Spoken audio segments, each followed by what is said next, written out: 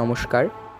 আজ শিক্ষক দিবস উপলক্ষে আমার নিবেদন কবি জয় গোস্বামীর লেখা একটি সামাজিক আবৃত্তি টিউটোরিয়াল। তোমাকে পেতেই হবে শতকরা অন্তত 90 বা 90-এর বেশি। তোমাকে হতেই হবে একদম প্রথম, তার বদলে মাত্র 85। 5টা নম্বর কম কেন? কেন কম? এই জন্য আমি রোজ মুখে রক্ত তুলে খেটে আসি। এই জন্যে তোমার মা কাক ভরে উঠে সব কাজকর্ম সেরে ছোটবেলা থেকে যেত তোমাকে স্কুলে পৌঁছে দিতে।